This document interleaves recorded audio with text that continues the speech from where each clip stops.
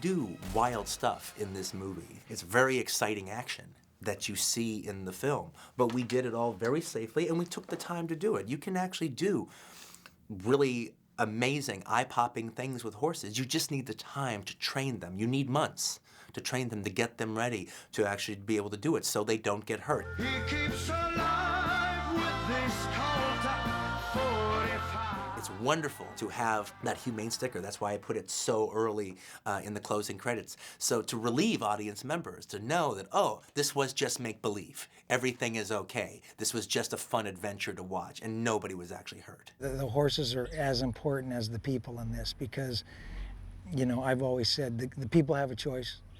The horses don't really have a choice.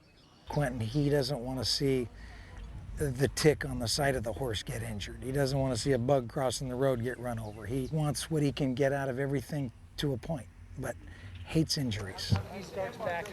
Our stunts team are a group of rock stars. No one has ever done the kind of stunts with horses, with no animals injured, that we pulled off in this film. The Western is, you know, it's coming back little by little, and it's fantastic. But to do it right for Quentin, and knowing that he's not going to want to cut it up in chunks, that's hard work. There's a lot of other stuff that's been done, but not like this. It's got that Quentin Tarantino twist to it. Our big scenes are running down the hill and the big explosion. I think we had about 35 horses in that scene. Yeah, at least. I'm not sure of the numbers because we had extra horses, but I think 35 horses ran down the hill. You know, it's my 37th year doing this, and this is the show I've been waiting for. I've wanted to do something like this all this time. And knowing how many friends, kids, and relatives and everything I had on that, it was blissful stress.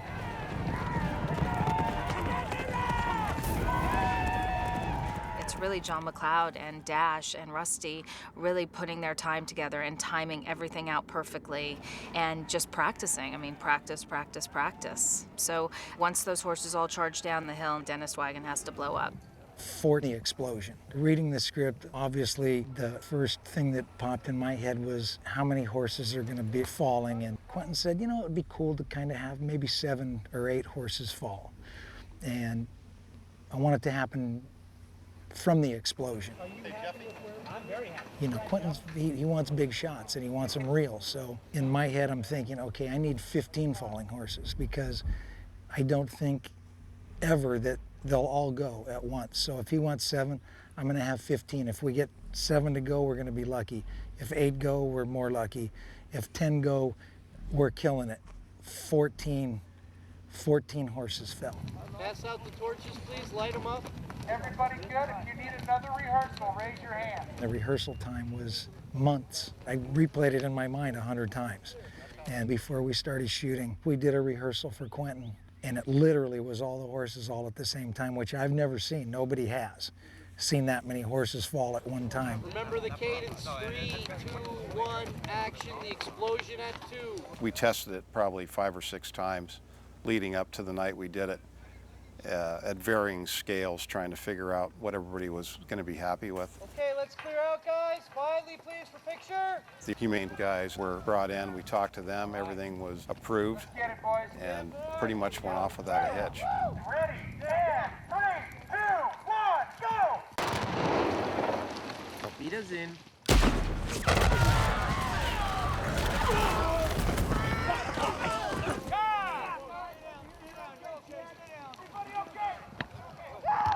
There were so many people to thank for their hard work, the wranglers, the guys that train the horses, the guys that bruise themselves up. Having 1,200 pounds fall on you is, you have to be really good at it. You have to know what you're doing. 3, 2, 1, go! I had 3 of my sons working on it, and it was very satisfying because there was 3 different generations of stunt people there, from grandsons to sons to fathers. They were all there. You know, ever since I was a kid, I, for the most part, have worked, you know, with my dad. That's basically how I started. And it's nice because, you know, I feel the most comfortable with him. I know how he does things, and he's real big on safety, so My kids they grew up in it, you know.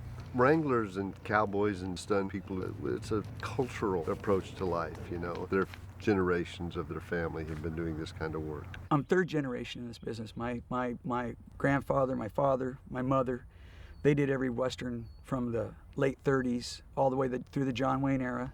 I was raised on a Western movie set. Now my little brothers are following also. My little brother Chad is starting to come into his own and work a lot. And so, yeah, I mean, you know, I've always known it to be a family thing. And even the stunt guys that my dad grew up with, we've known, you know, our whole life, and kind of, you know, a lot of them I call my uncle because it's, you know, we're all just a really close-knit, you know, group. Bill, I'm going to be down here with Johnny McLeod. I was a proud father, a proud uncle. I was proud of everybody that night. I guess we can stop talking about that because I could go on forever. Dash was amazing. Old school,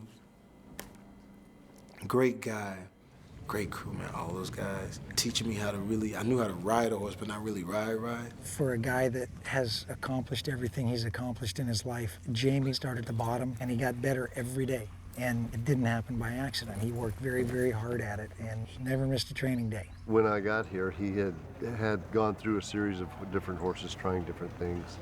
And one of the horses that he had been taking lessons on was his horse. And immediately we took that horse and we started training on it to become a movie horse. I got a chance to ride my own horse in the movie, which was great. But my horse wasn't used to sets. So Dash was always there, look, the horse is gonna be a little spooked when those big screens come down, so just be cool. But they got me doing tactical things, so I knew what the horse could do. And that was really necessary because at any point, you know, something could go wrong. And having someone like Dash who was just always there to make sure we were completely thorough all the way up until where I'm riding bareback. And he says, listen, you know, you gotta ride it a little further than we thought. But if you feel like you wanna jump off of the horse, and you're falling, just jump off. I was like, all right, cool. Now the horse takes off and it's going 30 miles an hour. I'm like, how am I gonna jump off this damn horse? And we actually executed great, and he runs up to me and says, I'm thinking as you're about to fall off that horse, he says, I hope this guy doesn't do anything that I told him to do as far as jumping off of, because it would be the biggest mistake in all of our lives. And we got a real cool kinship. You know, I really bonded with those guys, and which was really special. These people, Rusty, Monty, my new friends, they know about horses. It's absolutely incredible. They really told me how to read the behavior, how to feel the movement, and then riding is really a revelation. He's real into his part. He didn't want to just come out and kind of get the basics of riding. He wanted to learn how to hold your hands and how to sit and how to look, and came and rode more than anybody. Jamie and him were unreal. Even when it came to driving the wagon, he was great and just into it. He has an eye of what he likes, wants it to look like. Ta-da. So he told me what he wanted to accomplish, and he's gone for it as fully as he could. It kind of fit his character to let him be a little more elegant. Jamie is like the cowboy, let's go. Christoph is more refined. And you'll see Christoph working his horse in many different shots, and his horse bows for him. This is my valet, Django, and these are our horses, Tony and Fritz. But it didn't come without training. Christoph's a hard-working guy. Same with Jamie. This cast is unbelievably committed. You kill people, and they give you a reward? Certain people, yeah. Well, I'm Phil Reed. I'm a world champion fast draw artist, live ammunition, I might add. But I'm all training all the actors so they look like they're really hitting the target when they fire the guns and manipulate the old single-action guns. That's kind of my job. Phil Reed. Phil? Phil Reed, T-H-E-L-L. Phil's one of those guys that if you saw him and you can picture yourself in the 1860s and you went into a bar, he'd be the first guy you'd want to slap. I can show you a draw if you like to see a draw. Can we stand up for that? Yeah. He's small in stature, he's unassuming, but he can shoot you 5 times before you can get the word I'm sorry out. Now here's a fast draw. As you can see, it doesn't take much time to get him out in the fire. Let me slow it down a little bit for you. And he's worked with everybody. He goes back to the John Wayne days. Every actor just about that you see spinning a gun and doing it really nice has been trained by Phil Reed. Well, I started when I was 7. So I had a little head start. Would you care to? Jamie got really good with the gun, really, really good. I mean, he can twirl it any which way and land it in his holster, and you have no idea how he did it. Well, it's kind of a flourish back to the holster. You know, you take the gun, you twirl it like this, it goes to the leather. It looks good. A lot of guys did that in the old West. Yeah, that's kind of what they're doing. Yeah, it's kind of like this, did into the leather. A little harder with the pocket, but you see the idea though. Phil showed him what to do, and Jamie just worked at it. Jamie was relentless. He has scenes where he has to do all this phenomenal shooting because he is a natural gunfighter of all time in this picture, and he could be too. He uses different guns in the movie. He'll pick up a Navy Colt, an Army Colt, a .58 Remington, and just work with both hands too. We got some scenes that are just unbelievable. I can see why he's won the Academy Award, because he's an Academy Award winning pistolero also.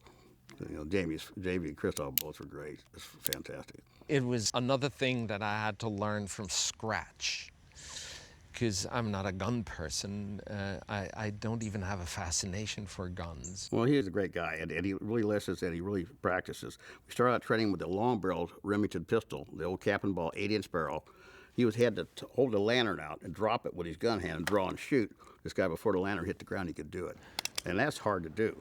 Last chance, fancy pants. Oh, very well.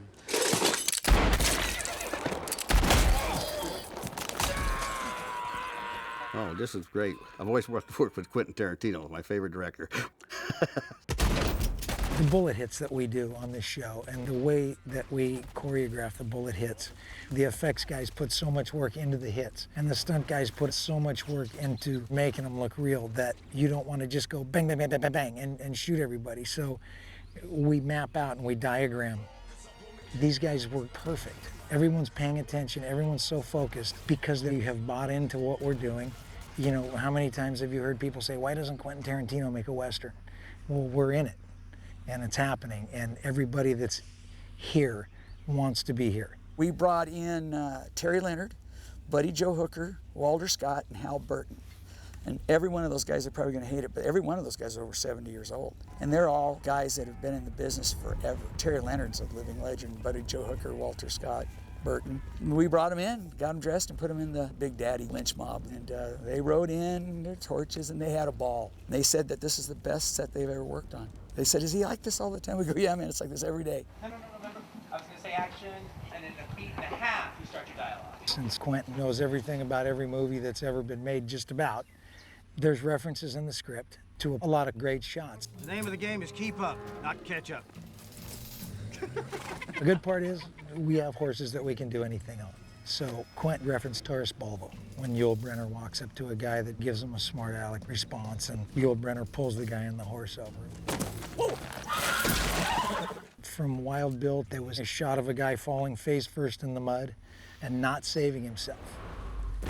It's basically like putting your hands in your pocket and falling nose first into the mud. Now this is a little bit more Gestapo. You know, we made Quentin a member of our stunt group, Brand X, so we think that much of him. He's going to act out just about every stunt in the movie, and he does it like he wants it. And then, well, what do you hold it. Yeah, hold it. If he expects you to do it, he'll try it himself. He didn't fall flat face first, did he? No, but he was ready to. It was like, no, we got this. You stay back there. If you don't like it, then we'll let you do it.